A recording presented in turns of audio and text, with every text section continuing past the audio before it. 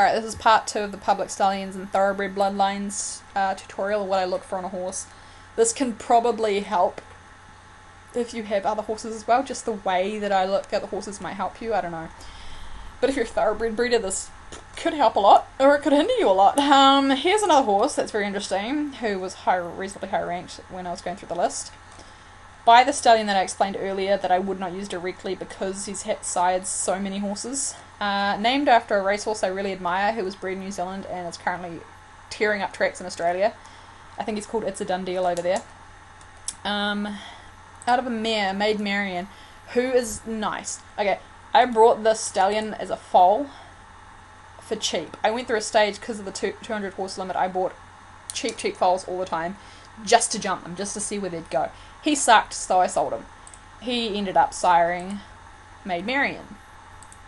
Someone else bought him, and someone used him to sire a couple of nice horses there, as you can see. Out of something royal. She herself, I like to see in a horse. I would probably use Done Deal to breed from. I might send a couple of mares to him after this. I like seeing this girl in lines. She might not have any direct influence herself, but as you can see, she's not too shabby. Silent Witness was a very good stallion in the old days. He's still alive. Oh my god, he's still alive. Well, he was very, very good as a stallion. I loved having him in my horse's immediate lines. I'm going to have to breed to him too. Damn. Okay. Anyway. So, he was very nice to have in a horse's pedigree. I'm not sure whether she actually had much influence. As you can see, see those two are full siblings. Okay. But I like her. I like any horse descended from this horse here. As you can see, I've got a couple of her foals. I've got Dardanelles, Robin Hood, and Anzac Jack. Anzac Jack was a clone of Dardanelles. Dardanelles is I'm currently using him as a stallion in my barn. And he's had a couple of nice ones, like Chinook Bayer and All the Lost Souls, who was out of Back to Bedlam. I think she was by Stark, that mare. But yeah, he's had a couple of nice foals so far. Like I said, I do one crop, and then decide if I want to continue using them. Him, I retired, solely because of that over-influence, like that over-influence thing. His sire was the Anzac, who has sired a lot of horses. Like I said, I used them once or twice. I wouldn't go too far with that. I'm losing my voice. Bruce Wayne was my horse that I own at the moment. I brought him for a credit because I wanted his lines. MS Kaiser is very handy to have in a pedigree. Reckless Passion, it's nice to see. Any horse with that FD brand, like 4B horses, they are handy to have in a pedigree. Very handy to have in a pedigree. They know what they're doing. So does Cross Academy. They know what they're doing with horses. So, if you see that in a horse, check it out. Like, even if it's crap when you click on it, just check it out anyway, because you could be missing a bargain if you don't. I also like to use foundation stallions and foundation mares. I often cross my old lines, like the ones I explained earlier, like the Rip Van Winkle Azkaban cross. I will cross them with foundation sires, because foundation tends to add a nice little zip to a horse's pedigree, a nice little zip to the horse itself. And then they're not related to all the top stallions. That foal has the world at its feet to be bred to any horse it wants to be bred to, pretty much, because no one really uses my lines. So I don't have to worry about inbreeding at all, pretty much. Him, I would send, like, with a stud fee like that, I might send 2 horses to him, sort of thing, you know. I'm pretty much frugal, which is why I have my own horses. And here's another Helios Nessie cross. Horses that you'd want in a pedigree, even if you didn't directly want a horse by Helios. I don't know what else I could click on here. They're all pretty at the top at the moment. Cross Academy's got some very nice horses that are on that list. Like I said, go check her horses out. She knows what she's doing. What else we got here? So you can see their jump score right here. But like, I'll generally look at that as well. I don't generally breed to horses that are 77 inches, but if I click on them out of curiosity, I might discover lines I want or don't want, you know. I mean, an 89-inch horse, or 88-inch horse or whatever, might not want this guy's lines, depending. Yeah, so you've already got MS Kaiser, Reckless Passion in my horses. I won't breed to this guy solely for those lines.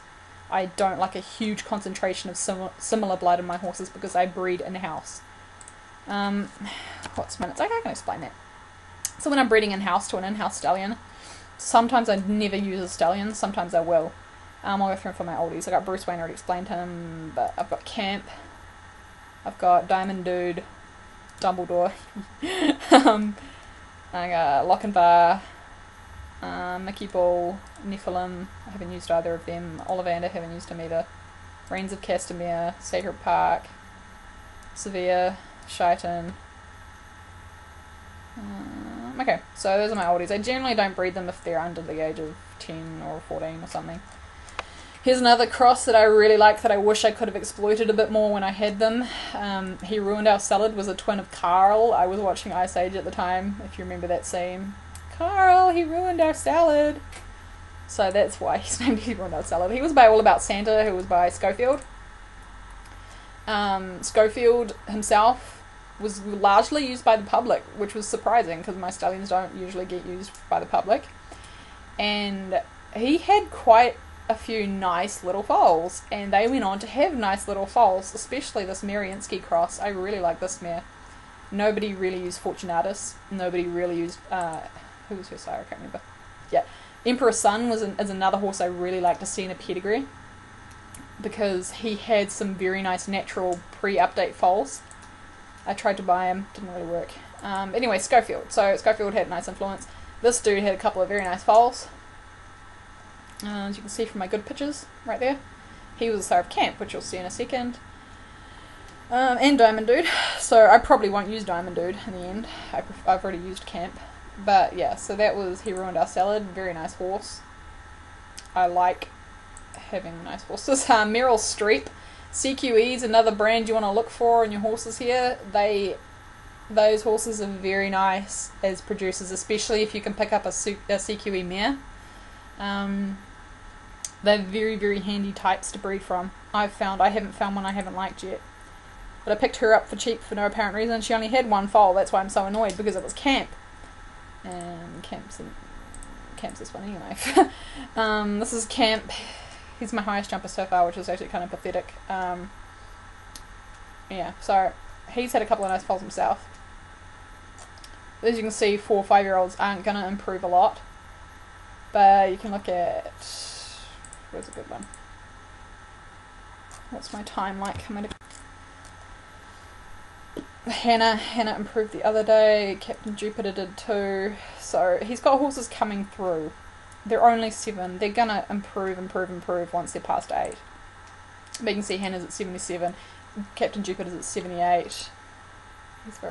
Who's she by? William's another horse that I'll cover as well. I'm going to start another video and do a part 3 for this. So, yeah. Oh, as you can see though, I will just cover him quickly. There's that Nessie cross again.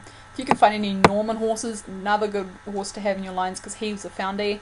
So any horse descended from him isn't going to be related to anyone. It's very, very, very handy to have in a pedigree, especially an immediate pedigree. Even though you want like a nice full pedigree list or something, don't let that stop you from crossing to a nice stallion like this. I'm going to start another video now and do a part 3.